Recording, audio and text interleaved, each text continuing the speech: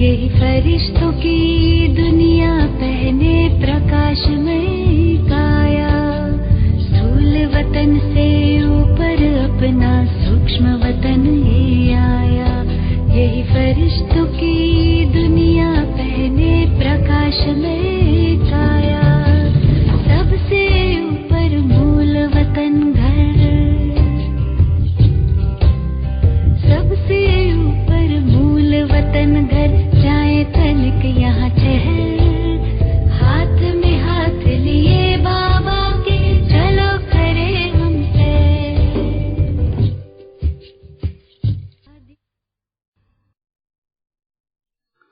ओम शांति। आज के क्लास का टॉपिक है रूहानी यात्रा के कायदे। जैसे बाबा ने भी आज के साकार मुरली में रूहानी ड्रिल और जिस्मानी ड्रिल के बारे में बताया है। एक रूहानी बाप हमें रूहानी ड्रिल सिखाती है, जिससे क्या होता है, हम मुक्ति धाम और शांति धाम में चले जाते हैं। तो ऐसा अपना टॉपिक भी है कि रूहानी यात्रा के कायदे क्या है। तो जैसा देखा जाए तो जिस्मानी यात्रा एक होती है, जिस्मानी यात्रा एक होती है रूहानी यात्रा। तो दुनिया वाले क्या करते हैं, जिस्मानी यात्रा करते हैं, वो यात्रा पर चले जाते हैं, और हम ब्राह्मण बच्चे हमारी रूहानी यात्रा है। तो हमारी आत्मा और परमात्मा का मिलन की यात्रा है। जैसे दुनिया वाले कई यात्रा पर जाते हैं, तो पहले क्या करते हैं, वो यात्रा का यानी मैनेजमेंट करते, किस प्रकार से यात्रा करनी करके। जैसे जिस व्यक्ति को जिसमें इंटरेस्ट है उसी की वो यात्रा करती है, और उससे क्या होता है, उनको यानी कुछ खुशी मिलती है, सुख मिलता है। तो जिस जैसे किसी को तीर्थ स्थान में जाने की संस्कार रहते हैं, तो तीर्थ स्थान पर जाते हैं और वहां पर यात्रा करते हैं, और वहां पर जाकर के जो उनको खुशी मिलती है।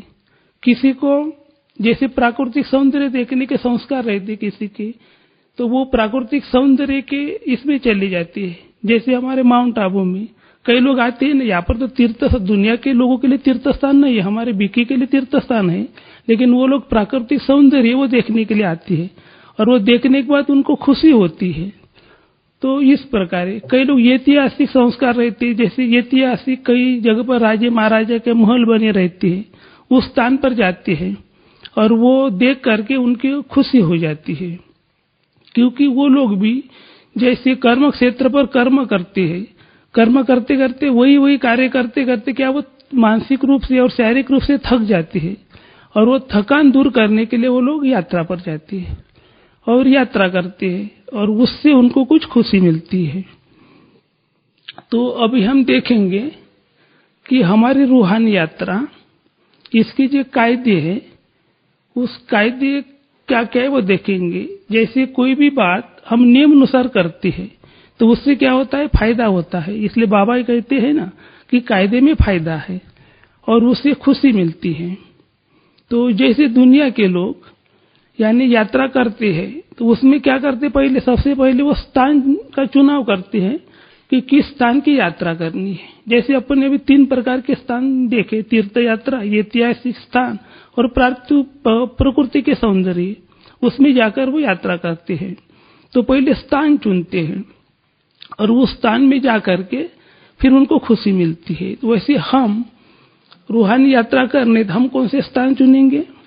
तो अभी हम पहला स्थान है, तो पहला नियम है स्थान चुनना। तो हम जैसे परम धाम का स्थान चुन सकते, मन बुद्धि को एकाग्र करके परम धाम में जा सकते हैं, या सूक्ष्म वतन में जा सकते हैं। सूक्ष्म वतन में बाबा को ब्रह्मा बाबा के फरिश्ते रूप को इमर्ज करके उनके साथ पूर्ण विश्व में हम भ्रमण कर सकते हैं, या मधुबन के चारों धाम, मधुबन के चारों धाम में हम रूहानी यात्रा कर सकते हैं। जैसे हम भी यहाँ पर तो मधुबन में रहते हैं, लेकिन सम्मुख में तो हम हर दिन तो नहीं करते ना, चारों धाम में तो बैठ नहीं सकते हैं। तो और जो बाहर लोग रहते समझो अपने सेंटर पर या दुनिया में घर गृहस्थ में, वो लोग क्या करते हैं, यानी उस स्थान में बैठ करके यानी आत्मा मन बुद्धि को एकाग्र करके चारों धाम की यात्रा कर सकती है। तो पहला बाबा ने बताया जैसे शांति स्तंभ है, यदि शक्तिशाली बनना है तो शांति स्तंभ पर बैठी है। तो अपन भी कभी हर दिन तो बैठते नहीं। जब हमारा एक अनुभव, जब हम पहली बार मधुबन में आए थे तो उस समय बहुत भावना रहती है ना कि चारों धाम की यात्रा करनी चाहिए करके। तो उस समय हम दिसंबर मास में आए थे मधुबन में। तो उस समय हमने तो उतने कपड़े तो नहीं लेके आए थे क्योंकि महाराष्ट्र में उतनी ठंडी तो नहीं रहती और यहाँ पर इतनी ठंडी रहती, इनका हमें अनुभव भी नहीं था। तो मैंने खाली एक शाल लेके आया था मैं।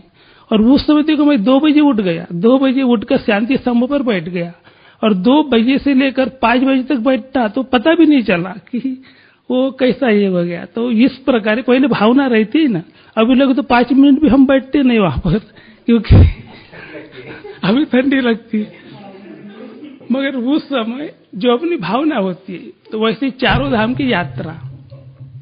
तो बाबा ही बोलते हैं ना कि शक्तिशाली बनना है तो बाबा ने विधि बताई है कि शांति स्तंभ का यात्रा करो, परिक्रमा करो, तो उससे क्या हो जाएंगे, हमारी आत्मा शक्तिशाली हो जाएंगी। और फिर आत्मा शक्तिशाली होने के बाद माया के कितनी तूफान आएंगी तो आत्मा हलचल में नहीं आएंगी। तो ये बाबा ने एक विधि बताई कि आत्मा को शक्तिशाली बनाना है तो शांति स्तंभ की परिक्रमा करो। दूसरी बाबा ने बताया कि व्यर्थ संकल्प से मुक्त बना। कभी व्यर्थ संकल्प की बहुत तूफान आते मन में, जैसे आज स्लोगन में ही बताया ना बाबा ने, क्या बताया स्लोगन में, बातों, हाँ, बीच में बातों का पर्दा हटा दो तो बाप के साथ का अनुभव करेंगे। तो इसलिए जब हमारे मन में यदि व्यर्थ संकल्प की तूफान चल रही है तो तूफान को समाप्त करना, तो उसके लिए बाबा ने विधि बताई है। तो क्या बताई कि हिस्ट्री हॉल में बैठ जाइए।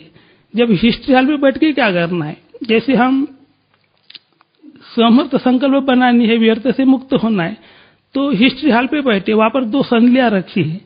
वो संध्या को देखे, वो संध्या पर पहले कौन, मम्मा और बाबा बैठते थे। एक संध्या पर मम्मा, एक संध्या पर बाबा बैठते थे और उस समय वो योग कराते थे या क्लास सुनाते थे। और जो योग्य वश्य देखो कितने भाग्यशाली, उस समय मम्मा बाबा का वो डायरेक्ट यानी पालना लेते थे। तो उस स्मृति में खो जाइए तो हमारे व्यर्थ संकल्प क्या हो जाएंगे, समाप्त हो जाएंगे और समर्थ संकल्प आ जाएंगे। दूसरी बात है, ये हिस्ट्री हॉल की दीवारों पर क्या लगे है, दादियों के, ब्रह्मा बाबा के, मम्मा के चित्र लगे है। तो ये ऐतिहासिक फोटो है वो, क्योंकि हिस्ट्री यज्ञ में उन्हें क्या क्या यानी कैसी बाबा ने भी कैसी पालना दी यज्ञ वस्ते को, तो उसके बहुत सारे चित्र है। तो उस स्मृति में खो जाइए। और जो एक चित्र है वहां पर कि कराची से माउंट आबू में जब बाबा आए सब यज्ञ वस्तु को लेकर के, तब हमारे दादिया देखो यानी कई कम उम्र की थी, वो सामान था उसका, वो लेकर आ रहे थे लोग, मगर कितनी खुशी में थे, यानी इतनी खुशी थी उनकी। क्योंकि खुशी क्यों थी, क्योंकि स्वयं भगवान उनके साथ थी और भगवान को साथ लेकर के वो माउंट आबू में आ रहे थे। तो हमें भी क्या करना है, उस मूर्ति में खो जाना है तो व्यर्थ संकल्प हमारे समाप्त हो जाएंगे। तो इस प्रकार बाबा ने विधि बताई है कि व्यर्थ से मुक्त होना है तो हिस्ट्री हॉल में बैठ जाइए तो व्यर्थ के तूफान क्या हो जाएंगे, समाप्त हो जाएंगे। और तीसरी विधि बाबा ने बताई है, बाबा के कमरा, कि जैसे हमको बाप समान बनने का संकल्प मन में आ रहा है कि बाप समान बनना है हमें पुरुषार्थ द्वारा, तो बाबा के कमरे में बैठ जाइए और क्या करना है, बाप समान बनने का पुरुषार्थ करने का संकल्प लेना है। वहां पर बैठेंगे तो हमें भी प्रेरणा आ जाएंगी और हम ऐसा ही पुरुषार्थ करते रहेंगे तो बाप समान बन जाएंगे। और चौथी बाबा ने बताया है कि बाबा की कुटी, यदि मन में उदासी आ जाए, कभी कभी होता है ना, हम असंख्य लोगों के बीच में रहते हैं लेकिन मन में ऐसा वो अनुभव होता है कि हम अकेले भी है बा, और उदासी आ जाती है। जब उदासी मन में आ गई तो क्या होता है, किसी की बात में मन नहीं लगता, जैसे किसी साथ बात करने की भी इच्छा नहीं होती या योग करने की भी इच्छा नहीं होती, अथवा कुछ ज्ञान सुनना और किसको सुनाने की भी इच्छा होती नहीं, एकदम तो इस प्रकार उदासी छा जाती है। तो उसकी विधि बाबा ने बताई, यदि उदासी इस प्रकार की उदासी मन में आ जाए तो बाबा के कुटी में बैठ जाए और बाबा के साथ रूह रिहान करिए। तो रूह रिहान करने से क्या हो जाएंगे, हमारी उदासी समाप्त हो जाएंगी। तो इस प्रकार चारों धाम की यात्रा करके हम अपने को क्या खुशी से भरपूर कर सकते। जैसे दुनिया वाले बाहर जाती और खुशी से भरपूर अनुभव करते, वैसे हम भी रूहानी यात्रा द्वारा खुशी का अनुभव कर सकते हैं। हाँ, पहला नियम हो गया स्थान चुनना। दूसरी बात है, दुनिया वाले क्या करते हैं, पहले स्थान चुनते, फिर समय निश्चित करते हैं ना कि कितने समय तक वो यात्रा पे रहना है, कौन से डेट को जाना है और कब वापिस आना है, ये समय फिक्स करते हैं। तो हम रूहानी यात्रा का बाबा के बच्चे, हमें कौन सा समय फिक्स करना है? हाँ, अमृत वेला, यानी अमृत वेला कितना बाबा को याद करना है। यानी जैसा बाबा ने बताया है, हम जो 24 घंटे बताए बाबा ने, 24 घंटे में से बाबा ने 3 इसमें डिवाइड की है। जैसे 8 घंटे क्या करना है, बाबा की याद करनी है। 8 घंटे खाना पीना और सोने में 8 घंटे, और 8 घंटे धंधा धोरी के काम करने में। ऐसे बाबा ने 3 प्रकार से डिवाइड किया है। वैसे हम बाबा के बच्चे भी ऐसे 8 घंटे तो कंटिन्यू अपन बैठ नहीं सकते ना। ऐसे कोई भी नहीं कि कंटिन्यू एकांत में बैठ के 8 घंटे बाबा की याद में बैठे, क्योंकि मन बुद्धि एकाग्र होंगी ही नहीं, इधर उधर भटकेगा मन। तो उसके लिए हम क्या कर सकते, जैसे जो समय को, ऐसा कुछ समय है कि उस समय हम एकांत में बैठ सकते हैं। जैसे अमृत वेले का समय है, तो अमृत वेले में हम 1 घंटा बाबा की याद में एकांत में बैठ सकते हैं। तो वो एक समय हम एकांत में बाबा को याद कर सकते हैं। दूसरा है नुमा श्याम का योग। जैसा नुमा श्याम का योग 6:30 बजे शुरू होता है, तो 8 बजे तक वो 1.5 घंटा मिलता है हमें। तो उस 1.5 घंटे में हम एकांत में बाबा की याद में बैठ सकते हैं। जैसे मुरली क्लास है, तो मुरली तो बाबा ही सुनाते हैं ना, क्योंकि मुरली द्वारा बाबा हमसे बातें करते हैं। तो योग में हम क्या करते हैं, बाबा के साथ ध्रुव करते हैं ना, तो मुरली यानी एक योग भी हो गया। तो वो हमको 1 घंटे का समय मिलता है, तो उस समय भी हम एकांत में बाबा को याद कर सकते हैं। तो इस प्रकार 3.5 घंटे है जिसमें एकांत में बैठकर हम बाबा को याद कर सकते हैं। बाकी हम ब्रह्म कुमार यानी मधुबन में रहने वाले और सेंटर निवासी है, वो ये ट्रॉफिक कंट्रोल कर सकते। बीच बीच में जो ट्रॉफिक कंट्रोल बसता है, तो उसमें 3 मिनट हम समय निकाल कर बाबा को याद कर सकते हैं।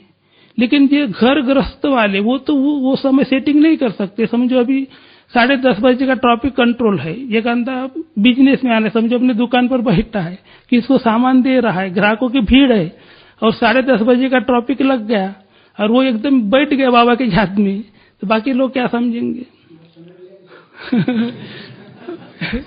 एक तो माल नहीं समझेंगे, क्योंकि समझ में नहीं आएगा इसको अचानक क्या हो गया, क्या हो गया 10:30 बजे 3 मिनट क्या हो गया। तो उस प्रकार यानी कुछ विधि निकालनी पड़ेगी ना उसको, क्योंकि हाँ डॉक्टर साहब है, पेशेंट को इंजेक्शन दे रहे, 12:30 बजे का ट्रॉफिक का गीत बज रहा है, तो क्या करेंगे? या किचन में कोई भोजन बना रहे चिमन भाई जी जैसे, या अचानक गीत बज रहा अपना ट्रॉफिक कंट्रोल का, तो उस समय तड़का लगा रहे, तो वो तो रुक नहीं सकते 3 मिनट। तो इस प्रकार ये बाहर यानी घर गृहस्थ में रहने वाले हैं, वो क्या कर सकते हैं, यानी अपने हिसाब से समय सेटिंग कर सकते हैं। जैसे हम जो बीच में जैसा समय मिलता है, तो उस समय में समय निकाल करके 3 मिनट बाबा की याद कर सकते हैं। तो इस प्रकार समय निकालकर हम रूहानी यात्रा कर सकते हैं। ये हो गया दूसरा नियम, समय को सेटिंग करके रूहानी यात्रा कर सकते। बाद में तीसरी बात है, दुनिया वाले क्या करते, तीसरी बार जब समय निश्चित करते, बाद में क्या करते वो, तो यानी किस साधन से जाना है, साधन की तैयारी करते हैं ना, क्या प्लेन में जाना है, ट्रेन में जाना है, क्या बाई बस से जाना है, यात्रा किस साधन से करना है, तो वो उसी प्रकार का साधन का चुनाव करते हैं और यात्रा पर निकलते हैं। तो अभी हमें कौन सा साधन का चुनाव करना है रूहानी यात्रा के लिए? हाँ, चलो आशीष भाई जी ने बताया क्या, मन बुद्धि, क्योंकि मन बुद्धि को एकाग्र करके यानी बुद्धि रूपी विमान द्वारा हम परम धाम की यात्रा कर सकते, कहीं पर भी जा सकते हैं और यात्रा कर सकते हैं। तो मन बुद्धि को एकाग्र करना, उसके लिए क्या चाहिए, यानी एकाग्रता की शक्ति चाहिए, क्योंकि एकाग्रता की शक्ति रहेंगी तो मन यानी उस जो मंजिल है, मंजिल तक हम पहुंच जाएंगे। तो उसके लिए एकाग्रता की शक्ति और मनन शक्ति चाहिए। नहीं तो हम परम धाम की यात्रा के लिए निकले समझो, लेकिन बीच में व्यर्थ संकल्प आ गई या धंधा धोरी की बात याद आ गई, तो फिर हमारा कनेक्शन नहीं जाएगा, जुटेगा नहीं वहां पर, यानी मंजिल तक नहीं पहुंच पाएंगे।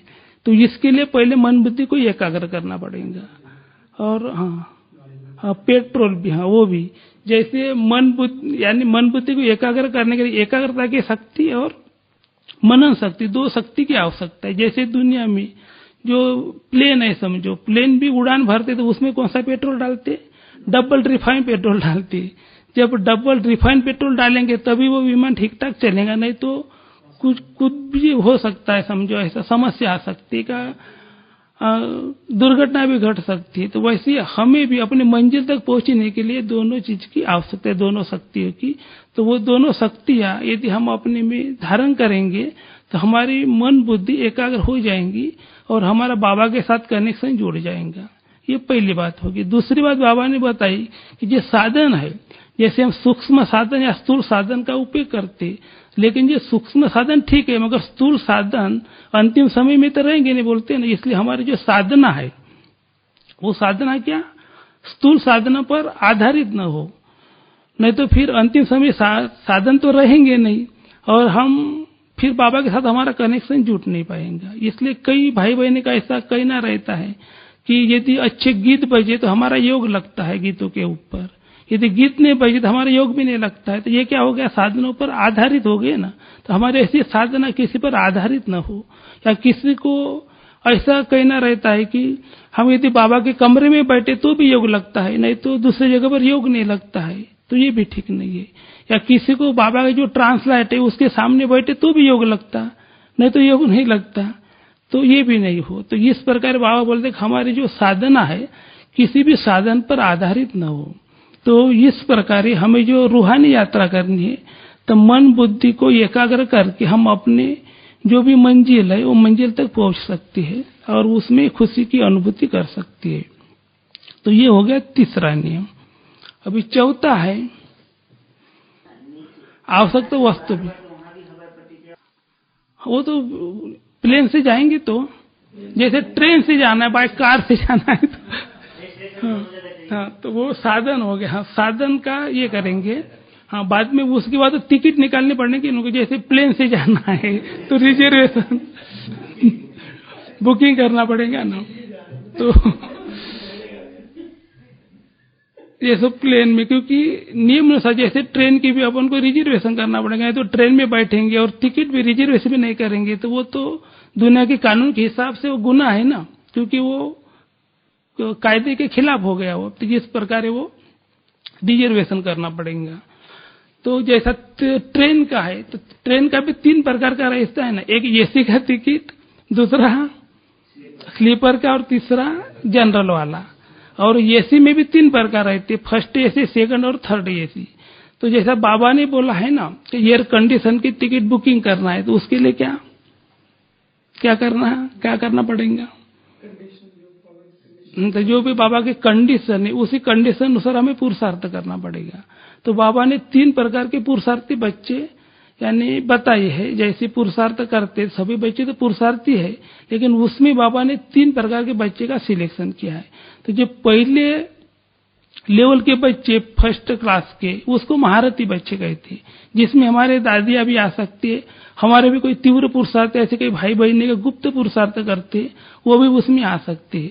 तो जो तीव्र पुरुषार्थी बच्चे उसमें फर्स्ट नंबर के है, उसमें कौन सी निशानी रहेंगी, यानी तीव्र पुरुषार्थी रहेंगे वो, यानी ऐसा पुरुषार्थ करेंगे कि उसकी पुरुषार्थ में तीव्रता रहेंगी। और बाबा ने तीव्र पुरुषार्थ के बातों में बताया है कि तीव्र पुरुषार्थी उसे कहेंगे कि एक बार की हुई गलती जो दोबारा नहीं करेंगे वो बच्चे।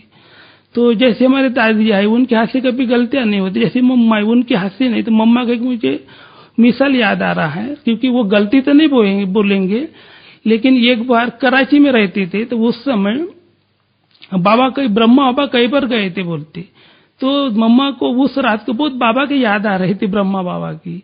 तो उस समय मम्मा ने क्या किया कि रात भर वो रोती रही और वो तकिया थी वो शायद गिरली हो गई बोलती उसकी। तो बाद में जब ब्रह्मा बाबा आ गए तो आने के बाद किसी बहन ने बोला कि बाबा मम्मा आपकी याद में बहुत रो रही थी, रात भर रोई, तो वो तकिया भी उससे गीली हो गई थी। तो फिर बाबा ने बोला कि ऐसा किसी के याद में यानी रोना नहीं है, क्योंकि उस समय उनकी याद तो सतो प्रधान थी, कोई देहधारी की इससे तो बाबा को याद नहीं कर रहे थे ब्रह्मा बाबा को, क्योंकि उस समय जो दादियां भी थी तो ब्रह्मा बाबा को भगवान भी समझती थी, क्योंकि उतना ज्ञान का विस्तार नहीं हुआ था। तो बाबा ही सब कुछ है ब्रह्मा बाबा, तो उस सतो प्रधान याद से उसने बाबा को याद में वो रोना आ गया। तो बाद में ब्रह्मा बाबा ने बोला कि ऐसा रोना नहीं। तो मम्मा ने एकदम संकल्प कर लिया कि तब से मेरे आंखों से कभी आंसू नहीं बहेंगे। तो बाद में मम्मा की आंखों से कभी आंसू बहे नहीं बोलती। तो ये गलती तो नहीं कहेंगे, लेकिन इसका अटेंशन देते थे वो लोग। तो एक बार जो गलती हुई वो दोबारा नहीं करते थे। तो ये पहली निशानी होगी। दूसरी है वो संपूर्ण पवित्रता की धारणा होगी उनकी, जैसे मनसा वाचा कर्मणा, वो संपूर्ण पवित्र रहेंगे। जैसे संकल्प भी उनके बाप समान संकल्प रहेंगे, जैसे बाबा के संकल्प कैसे समर्थ संकल्प रहते, एक भी व्यर्थ संकल्प बाबा के संकल्प नहीं चलते, वैसे जो महारथी बच्चे उनके संकल्प कैसे समर्थ संकल्प रहेंगे। उनकी वाणी भी बाप समान वाणी रहेंगी, बोल रहेंगे, जैसे बाबा के बोल हम क्या बोलते, महावाक्य बोलते, या जो भी सुनते वो व्यक्ति महान बन जाता है। या बाबा कैसे सार युक्त बोलता है, या मीठे बोल बाबा के मुख से निकलते, जो भी सुनते हैं तो एकदम खुशी से गदगद हो जाती। तो वरदानी बोल, जैसे महारथी बच्चों को बोल भी कैसे वरदानी हो, जैसे बाबा के वरदानी बोलो वैसे उनके बोल वरदानी हो। और कर्म भी बाबा के जैसे कर्म श्रेष्ठ कर्म है वैसे उनके कर्म भी श्रेष्ठ हो। तो इस प्रकार मनसा वाचा कर्म नामी वो संपूर्ण पवित्र रहेंगे। तीसरी बात, वो धर्मराज के सजाओं से मुक्त रहेंगे महारथी बच्चे, क्योंकि बाबा ने बोला है ना कि जो आत्मा है जन्म जन्मी के पाप का बोझ आत्मा पर है। तो हमें बाबा की याद करना पड़ेगी। जितने हम बाबा के याद में रहेंगे उतने हमारे विकर्म भी नाश हो जाएंगे और पाप कर्म से आत्मा मुक्त हो जाएंगे। तो उसको फिर सजा द्वारा पाप कर्म भस्म नहीं करना पड़ेगा, क्योंकि बाबा के याद से उनके पाप कर्म भस्म हो जाएंगे। यदि हम उतना बाबा को याद नहीं किया तो फिर वो पाप कर्म भस्म नहीं होंगे, तो फिर वो सजा के रूप में भोगना पड़ेगा। तो जैसे वो महारथी लेवल के बच्चे हैं पुरुषार्थ करने वाले, तो उनके मुख यानी ऐसे क्या नहीं होगा, मुझे व्यर्थ बात, यानी उनका जो सजा है वो सजा से वो मुक्त रहेंगे। और चौथी बात है, और महारथी बच्चों का क्या हो सकता है, यानी कौन सी निशानी है, हाँ वो एग्जाम्पल होंगे, सभी के प्रति उनकी शुभ भावना शुभ कामना रहेंगी, और सिंपल और सैंपल रहेंगे, हाँ बेहद में रहेंगे। और वो पुरुषार्थ में एक्यूरेट रहेंगे। वो जैसे पुरुषार्थ एक्यूरेट करेंगे, उसमें अलबेलापन और आलस्य नहीं रहेगा उसके पुरुषार्थ में। हाँ जी, हाँ परिस्थिति कैसी भी आए लेकिन परिस्थिति में घबराएंगे नहीं, वो हलचल में नहीं आएंगे, एकदम अटल रहेंगे। तो ये जो फर्स्ट लेवल के बच्चे हैं महारथी बच्चे, उनकी निशानी होगी। अभी सेकंड डिवीजन वाले बच्चे, उनकी निशानी क्या रहेंगी, वो उम्मीदवार होंगे, कभी लगन रहेंगे, कभी लगन में कम हो जाएंगे। वो यानी वो क्या करेंगे, जो पुरुषार्थ करेंगे दूसरे को देख करके पुरुषार्थ करेंगे। अगला व्यक्ति 2 बजे उठ रहा है तो वो भी ट्राई करेंगे 2 बजे उठने का, कुछ दिन तक 2 बजे उठेंगे, पुरुषार्थ करेंगे, अमृतवेला करेंगे। बाद में कुछ दिन के बाद वो पुरुषार्थ थोड़ा ढीला हो जाएगा उनका, यानी कभी करेंगे कभी थोड़ा पुरुषार्थ में ढीलाईपन भी आ जाएंगे। इस प्रकार के भी ये रहेंगे उनके अंदर। और जैसा यानी दूसरे को देख देख के पुरुषार्थ करेंगे वो। और क्या निशानी, हाँ कभी खुश कभी ना, कभी कभी बहुत खुशी के अनुभव करेंगे, कभी कभी एकदम उदास हो जाएंगे वो, यानी दोनों रहेंगे। कभी यानी कोई गलती हो गई तो बाबा को लिख के देंगे कि बाबा दोबारा हमसे ऐसी गलती नहीं हो जाएंगी। लेकिन कभी कभी ऐसी माया का प्रभाव उनके ऊपर पड़ेगा तो उनके हाथ से गलती भी हो जाएंगी। फिर हाँ कभी सफलता कभी असफलता हो जाएंगी। फिर गलती होने के बाद पश्चाताप भी करेंगे, हमसे गलती हो गई, फिर बाबा को लिख के देंगे कि दोबारा ऐसी गलती नहीं करेंगे करके। तो इस प्रकार गलती होगी तो सुधार भी लेंगे और गलतियां भी होती रहेंगी। और इस प्रकार वो जी बैलेंस रखेंगे, दोनों बैलेंस रख के पुरुषार्थ में आगे बढ़ेंगे। कभी सफल होगी कभी असफलता भी होंगी, मिलेंगे उनको। अभी तीसरे प्रकार के जो बच्चे हैं उनकी निशानी क्या रहेंगी। बाबा ने बोला ना कल की अव्यक्तवाणी में बोला ना, जैसा पत्थर बुद्धि रहेंगे वो, क्योंकि पत्थर पर कितना भी पानी डालो तो वो पिघलेगा नहीं बोलते। तो इस प्रकार उनको कितना भी ज्ञान सुना वो सुनेंगे लेकिन उसमें परिवर्तन नहीं होगा। वो तो अपने हिसाब से पुरुषार्थ करेंगे, ऐसे नहीं, मगर इस प्रकार का पुरुषार्थ रहेंगे और वो दूसरे की कमी कमजोरी देखते रहेंगे कि उसके संकल्प यही चलेंगे कि कोई ज्यादा दिन से ज्ञान में चलने वाला भाई है या बहन है उसको देखेंगे और कहेंगे कि जिनके अंदर कोई परिवर्तन हुआ नहीं, हम तो अभी भी ज्ञान में आ गए। तो जिस प्रकार के उनके संकल्प चलेंगे। कभी अमृत वेला करेंगे, कभी नहीं करेंगे। कभी कभी अपनी बीमारी को भी बहाना बनाएंगे कि अभी बुखार भी आ गया है या आज ठंडी भी है ज्यादा, इतने बुखार में कैसा अमृत वेला उठे। कभी रात का भोजन ज्यादा कर दिया तो आलस से आ जाएंगे, तो चलो एक दिन नहीं अमृत वाला की तो क्या होता है, दूसरे दिन तो अपन एडजस्ट कर लेंगे। तो इस प्रकार वो बहानाबाजी करके अपना काम चला लेंगे। तो इस प्रकार उसका पुरुषार्थ के लेवल रहेंगे उनकी। तो अभी हमें क्या करना है, अभी हमें स्वयं को भी चेकिंग करना है कि बाबा ने जो 3 प्रकार के पुरुषार्थी बच्चे बताइए, तो हम कौन से लेवल में आते, वर्तमान जो हम पुरुषार्थ कर रहे हैं वो पुरुषार्थ को देख करके स्वयं को चेक करके हमें चेंज करना है। तो इस प्रकार हमें क्या करना है, रिजर्वेशन बुकिंग करना है, तो जिससे हमारी यात्रा सफल हो जाएंगी और उसमें हमें सुख की अनुभूति होगी। कितने नियम हो गए? 4। अभी 5वां है। बाद में क्या करेंगे वो लोग, रिजर्वेशन निकाल कर ट्रेन से यात्रा करेंगे, पहुंचेंगे। फिर जाने के बाद क्या करेंगे, उसको बुकिंग करना पड़ेगा होटल वगैरह। होटल में रहते हैं ना वो लोग, क्योंकि सारे दिन घूमेंगे फिरेंगे, तो फिर रात को हाल्ट करने के लिए कुछ तो स्थान चाहिए उनको, तो इसलिए वो बुकिंग पहले करके रखते हैं वो लोग होटल का। तो वैसे हमें कौन सा बुकिंग करना है? हो, जैसे हम मन बुद्धि को एकाग्र करके परम धाम में तो पहुंच गए, लेकिन परम धाम में करना क्या है वहां पर जाके? क्योंकि मन बुद्धि एकाग्र हो गई, परम धाम तक चले गए, तो बाद में वहां पर भी कुछ समय रुकना पड़ेगा, मन बुद्धि को टिकाना पड़ेगा। तो इस प्रकार परम धाम की हमें बुकिंग करना पड़ेगा। तो हमने हमारे मनन चिंतन के द्वारा कुछ एक परम धाम में जाके क्या करना है, मन बुद्धि को कौन सा काम देना है, वो निकाला है। तो सबसे पहले जब हम जाएंगे परम धाम में, तो वहां का वायुमंडल देखेंगे। तो वायुमंडल कैसे वहां का?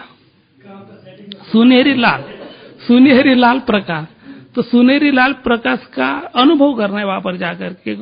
परम धाम में किस प्रकार का प्रकाश है सुनहरी लाल का, उसका अनुभव करना है। बाद में दूसरी बात, वहां पर एकदम डीप साइलेंस रहेगा, गहन शांति रहेंगी। तो गहन शांति का अनुभव करना है कि मैं आत्मा शांति स्वरूप हूँ, और परम धाम भी कैसा है, शांत स्वरूप वायुमंडल है वहां का, तो उस शांति का अनुभव करेंगे।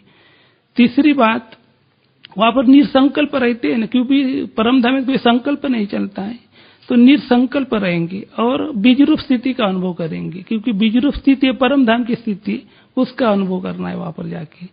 और बाबा को देखना है, बाबा कैसे वहां पर? बाबा कहते हैं कि हजारों सूर्य से भी तेजोमय पुंज प्रकाश में प्रकाशित शिव बाबा है, तो उसको देखना है उसको। और उस शिव बाबा से यानी एक एक किरणें लेने, जैसे पवित्रता की किरणें बाबा से मेरे और आ रही है और मैं आत्मा पवित्र बन रही हूँ, ये अनुभव करना है। दूसरा कि बाबा से एक एक शक्ति मेरे अंदर आ रही है और मैं आत्मा शक्तिशाली बन रही हूँ, तो इस प्रकार का अनुभव करना है। बाद में बाबा ने बताया जैसे अंतिम समय में सभी आत्माएं आगे हो जाएंगी, परम धाम में जाएंगी ना, तो हर प्रकार की आत्माएं परम धाम में जाएंगी, तो उसके अलग अलग सेक्शन है बोलते वहां पे परम धाम में।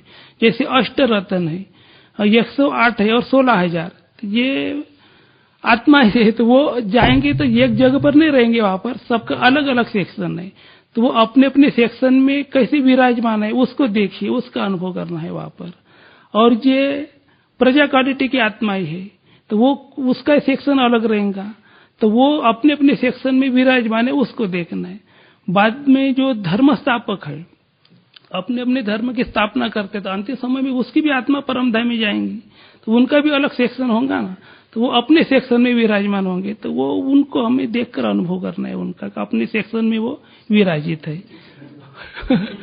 और बाद में कौन? भक्त क्वालिटी की आत्मा है, उसका भी सेक्शन वहां पर होगा ना, तो वो अपने सेक्शन में बैठे। तो इस प्रकार हर एक आत्मा अपने अपने सेक्शन में बैठे, तो उसमें हमें अपना भी सेक्शन सिलेक्ट करना है कि उसमें हम कौन सी सेक्शन में बैठ सकते। पुरुषार्थ द्वारा हमें खुद की खुद चेकिंग करके कि हम भी जो सेक्शन हमारा है उस सेक्शन में हम भी विराजित है। तो इस प्रकार हम अपने बुकिंग हो गया। हम हमारे इसमें हम यानी मन बुद्धि को उतना समय तक परमधाम में टिका सकते हैं। और लास्ट क्या होता है बाद में, वो होटल बुकिंग के बाद वो तो उसमें आ गया, दिन भर में तो करेंगे ना, रूहानी यात्रा करेंगे, उस समय तो देखते देखते वो सब खरीदारी करेंगे। तो बाद में रिटर्न जर्नी, क्योंकि सब होने के बाद वापस घर आएंगे ना, वो रिटर्न करेंगे। तो रिटर्न होते हुए क्या हो जाएंगे, वो खुशी से भरपूर हो जाएंगे वो लोग। खुशी यानी शांति सुख का अनुभव करेंगे वो लोग, क्योंकि गए वो लोग तो सुख का अनुभव होगा। तो अभी हमें रिटर्न जर्नी में क्या करना है कि अब घर वापिस जाना है। हमको भी घर की याद आ रही है ना, क्योंकि 84 जन्म हमारे इधर साकार में हो गए, तो उतने दिन से हम इधर भी दुनिया में है। और इसका तो बाद में हमें क्या करना है, उसका अनुभव करना है कि रिटर्न जर्नी अभी पूरा हो गया, दुख की दुनिया है, इसको छोड़कर हमें वापस अपने घर में जाना है। तो उसके लिए क्या, हमें बेहद का वैराग्य वृत्ति चाहिए हमारे अंदर में, यानी इस दुनिया से वैराग्य आना चाहिए। जैसे देह को, देहधारी को देखते हुए वहां बोलते नहीं देखना है, बुद्धि से नहीं देखो। तो इस प्रकार ये दुखदायी दुनिया है, तो इस दुनिया को भूलना है और अपने घर को याद करना है। तो ये रिटर्न जर्नी होगी। तो इस प्रकार जैसे दुनिया वाले लोग यानी यात्रा करते हैं और बाद में खुशी का अनुभव करते हैं, तो इस प्रकार हमें भी ये 6 प्रकार का नियम का पालन करके रूहानी यात्रा करनी है।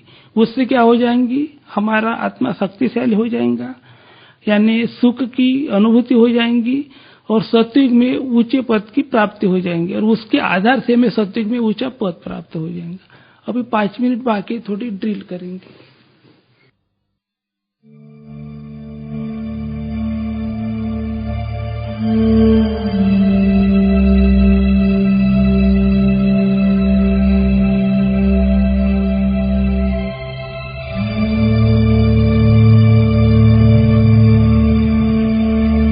स्वयं को आत्मिक स्थिति में स्थित करिए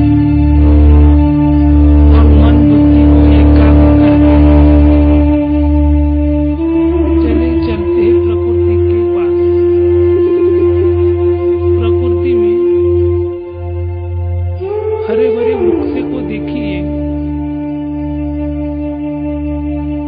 और बैठ जाइए बड़े वृक्ष के नीचे।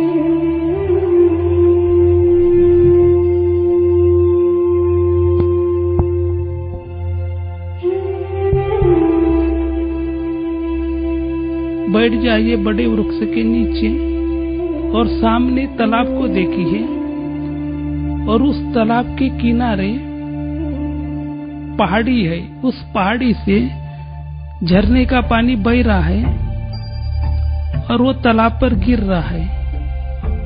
वो कितना न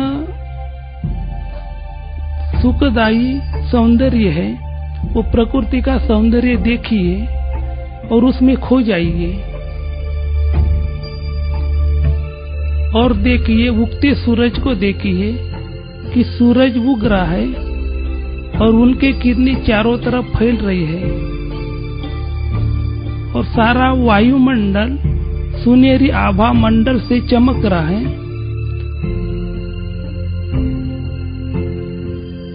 तालाब का पानी भी चमक रहा है। खो जाइए उस सौंदर्य में। अभी देखिए बाप दादा मेरे सम्मुख खड़े हैं। बाबा के दृष्टि से पवित्रता की किरणें मुझ आत्मा की ओर आ रही है। मैं आत्मा पवित्र बनती जा रही हूँ। बाबा के भ्रुकुटी से सर्व शक्तियों की किरणें मुझ आत्मा में आ रही है, जिससे मैं आत्मा शक्तिशाली बनती जा रही हूँ। अभी बाबा कह रहे हैं कि बच्चे, इस दुनिया में कितना न दुख है, इस दुनिया की आत्माएं कितनी दुखी है, अशांत है। वो आप पूर्वज आत्माओं की ओर आशा के किरणों से देख रहे हैं कि हमारे दुख दूर करे। आप पूर्वज आत्माएं हो, बाबा से शक्ति लेकर उन आत्माओं को देना है और देकर उनके दुख दूर करो। तो बाबा से हम शक्ति लेकर के ये दुखी आत्माएं है उनको हमारे द्वारा शक्ति मिल रही है, उनके दुख दूर हो रहे हैं। ये अशांत आत्माएं है, बाबा से हम शांति की किरणें लेकर के उस आत्मा को दे रही है, उनकी अशांति दूर हो रही है। ये आत्माएं बीमारी से तड़प रही है, बाबा से किरणें लेकर के उन आत्माओं को दे रहे हैं, उनकी बीमारी की तड़पन दूर हो रही है। ये आत्माएं भगवान को पाने प्राप्त करने के लिए भटक रही है, तीर्थ स्थानों पर जा रही है, पूजा अर्चना कर रही है, लेकिन उनको भगवान की प्राप्ति नहीं हो रही है। उन लोगों को बाबा का संदेश दे करके उनकी भटकन दूर करना है। और बाबा कह रहे हैं कि ये भक्त आत्माएं है, वो भी अपने इष्ट देव को पुकार रही है। तो हमें अपने जड़ यादगार जो मूर्ति है उसमें विराजित होकर भक्त आत्मा को देखना है। वो आत्माएं भजन पूजन कर रही है और अपने दुख का दर्द भगवान को बता रही है, तो वो हम सुन रहे हैं और सुन करके उस भक्तों का दुख दर्द जो मनोकामनाएं पूर्ण कर रही है। जो भी दुखी आत्माएं है, जो भी भक्त आत्माएं है, उन्हें ऐसा अनुभव हो रहा है कि कोई प्रेरक शक्ति हम के अंदर शक्ति भर रही है, हमारे दुख दूर कर रही है, जिससे हमारे दुख दूर हो रही है, ऐसा वो दुखी आत्मा और भक्त आत्मा अनुभव कर रही है।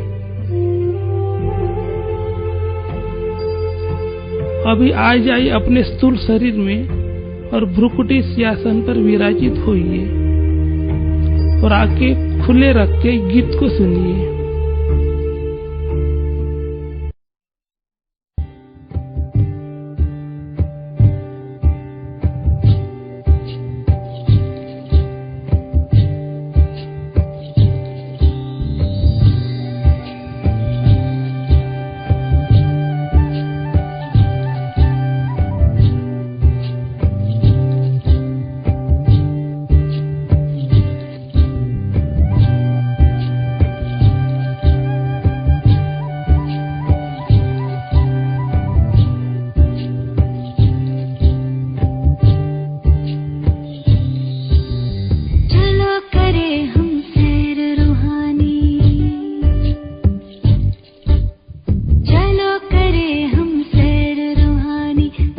करे